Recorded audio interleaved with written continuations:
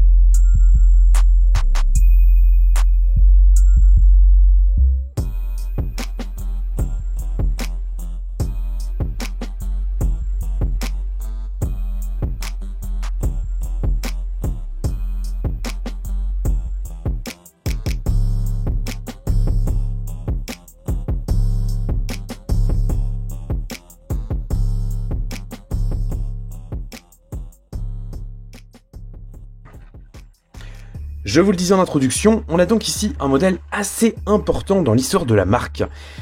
Il marque justement un renouveau dans l'histoire de Mercedes, et ça je vais vous en parler tout de suite. D'ailleurs, on va voir la présentation de la miniature après. En attendant, on va parler un petit peu de l'histoire.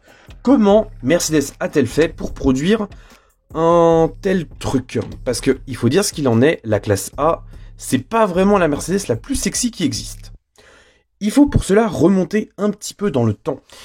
Mercedes, c'est une marque allemande qui a toujours été réputée pour ses grandes routières, ses berlines, mais également ses limousines. Alors, je ne parle pas des limousines de 8 ou 9 mètres, je parle tout simplement des grandes routières. Le constat était simple, à l'époque, madame n'avait pas forcément le permis, parce que le contexte est différent d'aujourd'hui malheureusement, et donc, ce qui se passait, c'est que monsieur avait souvent sa grande classe S, et madame soit elle n'avait pas le permis, soit elle allait tout simplement acheter une petite voiture de ville chez un autre constructeur. Alors c'est très cliché, mais c'est un petit peu comme ça que les choses ont évolué. Dès 1986, la marque à l'étoile a donc commencé à étudier un petit peu ce qui pouvait se faire en matière de voitures citadines. Parce que le but, il est clair, cette voiture-là, ça doit être la deuxième voiture du foyer. Elle doit être pratique, elle doit être logeable. Si possible, elle doit être belle, mais comme vous pouvez le voir, ça n'a pas été le critère premier. Et donc, c'est ainsi que la classe A a vu le jour. Alors, elle a été dévoilée et commercialisée dès 1997. Alors, la lettre A, c'est la première de l'alphabet, mais là, je pense que je ne vous apprends rien. Donc, fatalement, si la lettre est basse, c'est-à-dire que c'est la plus petite version de la marque. La classe A, elle mesure seulement 3,57 m de long. C'est quand même un petit gabarit, mais c'est idéal pour la ville, parce qu'en plus, on a une position de conduite qui est surélevée, on a également des places à l'arrière, on a une bonne vision arrière, et on a, mine de rien, un volume de coffre qui est correct, à défaut d'être excellent, mais pour une voiture de ville, ça suffit amplement. Lorsqu'elle était commercialisée, la classe A disposait uniquement de 2 moteurs essence. L'offre a été étendue par la suite. Il y avait donc un 1,4 litre de 82 chevaux, c'était la version A140, et il y a la version A160 qui avait un moteur 1,6 litre de 102 chevaux. Donc c'est des puissances correctes pour le gabarit, mais pas vraiment extraordinaires. Il s'agissait de simples moteurs 4 cylindres en ligne. Ce qui s'est passé, c'est que cette voiture-là, elle a été testée par des journalistes notamment, et donc elle a subi différents tests, dont le célèbre test d'évitement. Alors, comment ça se passe?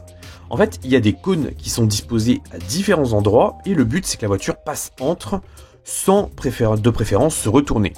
Heureusement, jusqu'à présent, très peu de voitures se sont retournées, mais quand la classe A a passé l'examen, mine de rien, elle a fait quelques tonneaux, ce qui montrait bien qu'il y avait de sérieux problèmes avec cette voiture.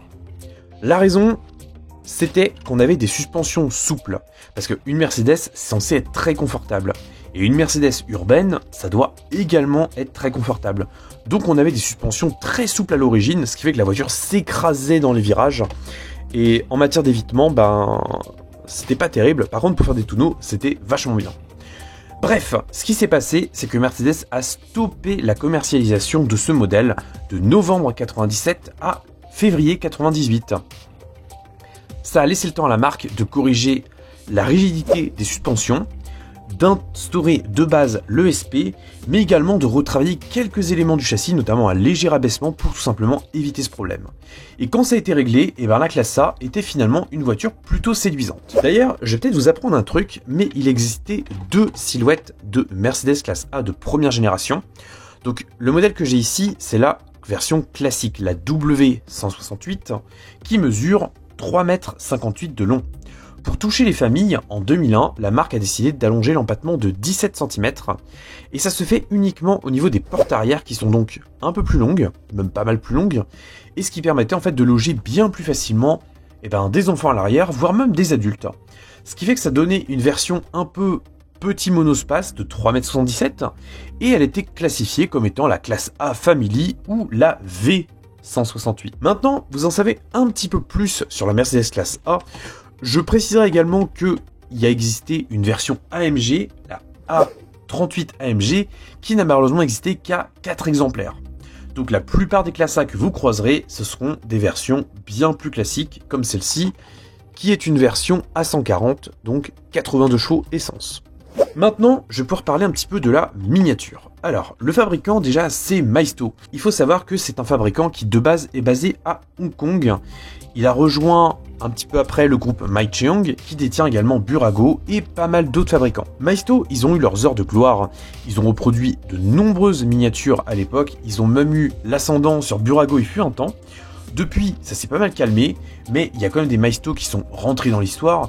D'ailleurs, je vous avais présenté la Traction 15.6 il n'y a pas si longtemps que ça. Et la classe A faisait justement partie de leur best-seller.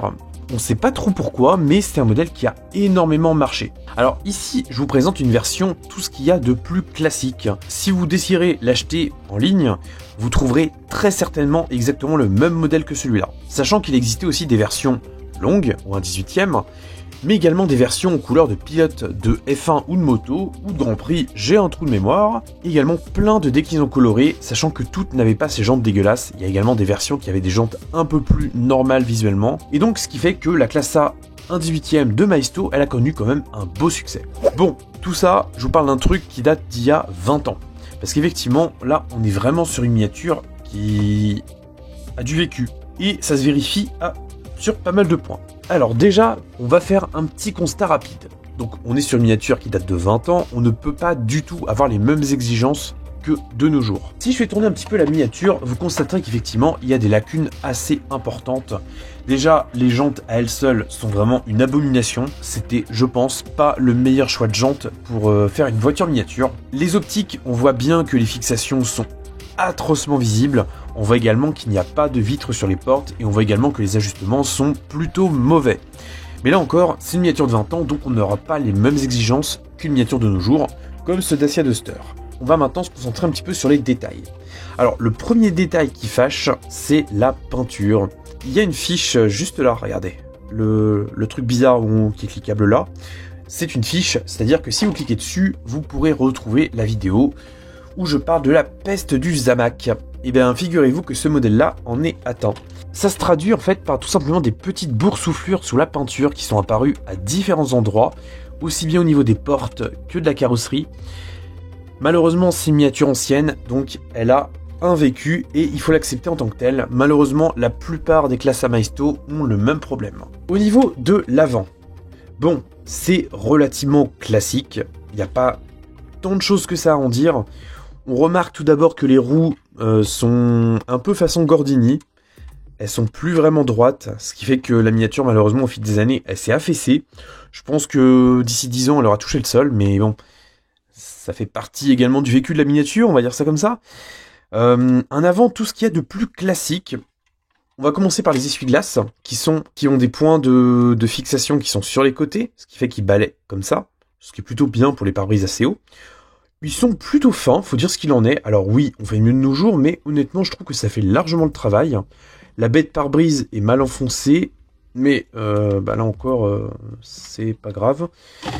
Les optiques sont striées, donc elles sont plutôt fidèles à l'original. On voit les points de fixation, forcément, mais globalement, ça va. La calandre, elle est vraiment pas terrible.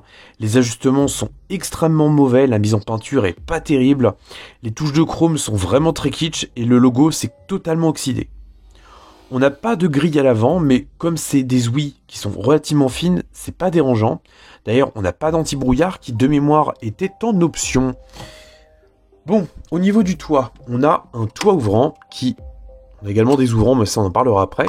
On a un toit ouvrant qui est une pièce en plastique rapportée. Alors bien sûr, il ne s'ouvre pas en réel, mais il est plutôt pas mal. Au niveau du profil, ce coup-ci, c'est plutôt classique. Comme je l'ai dit, les jantes sont vraiment abominables. On remarque même que le système de freinage, il a été très grossièrement esquissé. Je crois même que je vous dis des bêtises, parce qu'en fait, c'est tout simplement l'axe de roue qu'on perçoit. Donc en fait, voilà, les freins n'ont pas du tout été reproduits. Bon, là encore, il y a 20 ans, on n'avait pas les mêmes possibilités techniques qu'aujourd'hui, donc il fallait vraiment faire des simplifications. Les ajustements sont donc pas terribles non plus. C'est particulièrement perceptible au niveau du bas de caisse, mais là encore, c'est d'époque. Les poignées de porte sont en plastique rapporté, alors ça c'est plutôt pas mal, parce que c'est plutôt fin, et globalement ça rend bien. Le vitrage est bien transparent, il n'a pas jauni avec le temps, donc ça encore c'est positif. La mise en peinture des bords de vitre est correcte dans l'ensemble. Les rétroviseurs sont plutôt fins. On perçoit d'ailleurs que la vitre a été bien reproduite. Bon, c'est classique, mais ça fait le taf. On a également des fixations de vitres qui sont apparentes. Alors ça, c'est un truc qui a totalement disparu de nos jours. Mais à l'époque, on voyait ça quand même assez régulièrement sur les miniatures. Au niveau de l'arrière, la vitre est simple, mais elle est efficace. Les ajustements sont plutôt corrects. L'essuie-glace arrière est plutôt bon aussi, il est relativement fin. La fixation au centre, on voit qu'elle est assez robuste. On a également le troisième feu stop qui est bien reproduit. Les optiques arrière, malheureusement, elles ne tiennent plus aussi bien qu'avant. Il y a un jeu qui est assez énorme. Là encore, est-ce que c'est un défaut de jeunesse ou alors est-ce que c'est le plastique qui s'est altéré au fil des années? Je ne sais pas. Là, il y a des défauts d'ajustement qui sont quand même assez proéminents. Mais globalement, je ne sais pas ce que vous en pensez, dites-moi en commentaire, mais je trouve que pour une miniature de 20 ans, elle a quand même plutôt bien vieilli. Je parle pas du design, je parle vraiment de la qualité de la reproduction. Ce qui est pas mal, c'est qu'à l'époque, Maisto, ils avaient toujours des ouvrants, et donc il y avait par exemple le capot qui permet d'admirer le moteur 4 cylindres en ligne. Alors c'est un moteur qui a été grandement simplifié. À vrai dire, c'est une simple pièce de plastique qui a été mise en forme. On a également un bocal ici, on a un petit autocollant au niveau de l'admission, qui est plutôt correct, ça donne un peu de réalisme, même si dans l'ensemble, c'est vraiment pas terrible. On perçoit également que la miniature a été construite plutôt bien, c'est-à-dire qu'il y a des fixations qui sont relativement propres, c'est-à-dire que si vous voulez démonter la miniature, ça peut se faire sans trop de casse, c'est relativement accessible. Donc globalement, c'est moyen, mais ça passe. Là, c'est relativement correct. On a la ligne d'échappement qu'on perçoit dans son intégralité. On perçoit même le collecteur, le bas moteur, et c'est à peu près tout. La miniature se démonte assez facilement. On a deux vis ici, deux vis au niveau du train arrière. On enlève ce cache-là, la vis, et la miniature est démontée. On perçoit également à l'arrière que les garde-boue sont très mal ajustés, que j'ai également un défaut de peinture sur cette miniature-là. Dans l'ensemble, ça va encore, je m'attendais à pire. On a également le coffre qui est ouvrant. Alors un coffre qui n'a malheureusement pas un grand intérêt. On a un seuil qui est très plongeant. On n'a pas du tout d'habillage à l'arrière. Pas de moquette au sol, bien sûr. On est sur une miniature de 20 ans qui était positionnée en milieu de gamme. D'ailleurs, Maisto, ils avaient plusieurs gammes. Là, on est sur un modèle qui est de type spécial édition. Donc c'était la reproduction de miniatures de modèles de milieu de gamme avec une qualité de fabrication milieu de gamme également. C'était des modèles réduits qui étaient vendus aux environs des 30 €, conversion faite. Donc on ne pouvait clairement pas avoir des pièces très haut de gamme. Donc le coffre, voilà, il n'a pas un grand intérêt. On a quand même un dos qui a été fait.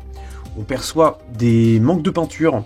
Alors une fois fermé, ça se voit pas, mais vu comme ça, c'est pas terrible. Et les deux derniers ouvrants, ce sont tout simplement les portes avant. Au niveau des charnières, malheureusement, on est sur des charnières vraiment à l'ancienne qui décentrent en fait l'axe. C'était extrêmement répandu à l'époque ce type de fixation, c'est-à-dire que même AutoArt, Kyosho, Minichamp, ils utilisaient ce système. De nos jours, effectivement, on trouve ça horrible, mais à l'époque, c'était vraiment quelque chose de très commun. la plupart des miniatures avaient ça, donc on va pas juger spécifiquement ce système. Alors, au niveau de l'habitacle, je vous superpose des photos sur la vidéo. On a tout d'abord une planche de bord qui est vraiment pas terrible du tout. On est sur une pièce unique moulée, avec un autocollant pour les fonds de compteur, et un plastique gris qui a été emboîté au niveau des aérations pour tout simplement donner un peu de texture. Donc c'est pas excellent. Le volant, il est guidé par les roues. On voit également le commodo clignotant. Les pédales, elles sont plutôt correctes. Mais voilà, le rendu général est quand même assez moyen. Le toit n'a pas du tout, enfin le ciel de toit n'a pas du tout été habillé, tout comme les montants. Les sièges sont par contre plutôt corrects. Faut dire ce qu'il en est, c'est plutôt pas mal. On a des jeux de texture, on a des jeux de matière. On a également une décalcomanie qui a été appliquée. Le levier de vitesse est correct, ça va. À l'arrière, on perçoit pas grand chose, mais on a globalement le même traitement qu'à l'avant. On va dire que ça va. Il est temps de conclure cette revue de voitures miniatures. Alors bien sûr, c'est un petit peu particulier de parler d'une miniature ancienne, puisque forcément les standards qu'on a aujourd'hui, comme par exemple les standards de qualité de ce Duster, ça permet pas en fait de bien juger la miniature pour ce qu'elle vaut vraiment. Par exemple, je peux pas avoir les mêmes attentes pour ce modèle-là que pour celui-là, qui ont 20 ans de conception d'écart. Néanmoins, ça permet déjà de voir quelques choix qui ont été faits par les fabricants, et notamment Maisto. On voit bien que pour ce modèle-là, ils ont vraiment essayé de faire un maximum d'ouvrants. Alors effectivement, on en a 4, c'est pas énorme, mais je trouve que c'est quand même plutôt bien. Alors, est-ce qu'on est positionné en tant que jouet ou en tant qu'objet de collection ? Je suis assez partagé. Forcément, avec mon regard de 2021, j'ai tendance à vous dire que oui, ça ressemble plus à un jouet qu'à une voiture miniature. Seulement, vu qu'à l'époque, on n'était pas sur les mêmes standards de qualité, je pense pas qu'elle détonnait vraiment aux côtés des autres miniatures. Si vous voulez la commander, c'est une miniature qu'on trouve vraiment à tout petit prix. Alors, je vais pas vous donner d'estimation précise, mais globalement, si vous allez sur eBay, vous pouvez la trouver pour une dizaine d'euros. C'est un prix qui est vraiment très très bas, mais qui, je pense, est parfaitement adapté à ce modèle-là. C'est-à-dire que c'est une miniature de très grande série, qu'on trouve sans aucune difficulté, et donc pour 10 euros, c'est toujours sympa de l'avoir. Et puis surtout, il y a un paramètre à prendre en compte, c'est qu'aucun autre fabricant à ma connaissance, si je me trompe, je vais le marquer là, qui a reproduit la Mercedes classe A type W168 à l'échelle 1/18e. Il faut donc se contenter de cette version Maisto, qui, à défaut d'être parfaite, est quand même plutôt pas mal, et c'est ce que je préfère en retenir. Sur ce, j'espère que cette petite vidéo vous aura plu. La semaine prochaine, on verra une miniature qui, je pense, devrait beaucoup vous plaire. En attendant, je vous souhaite une bonne fin de journée. Soyez prudents sur la route, conduisez pas comme des pirates, surtout en ville. Et bye bye.